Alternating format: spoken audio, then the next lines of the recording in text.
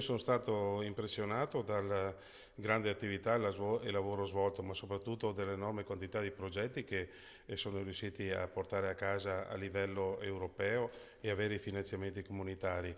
Ma quello che mi ha impressionato più di tutti è stato Veneto Escape, che ha vinto anche a livello nazionale un premio importante, un riconoscimento importantissimo, ma i risvolti economici che ci sono dietro sono eccezionali. Se pensiamo che i pazienti del Veneto in un anno risparmiano 120 milioni di euro e la sanità regionale in 3 anni 56 milioni di euro, penso che bisogna di fronte a questo consorzio levarsi tanto di cappello, ma soprattutto insistere e motivarlo ancora di più perché possa continuare questa attività.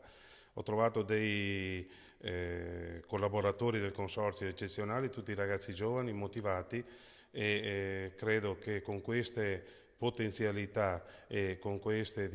professionalità Arsenal farà ancora molta strada e terrà alto quello che è il nome della sanità del Veneto.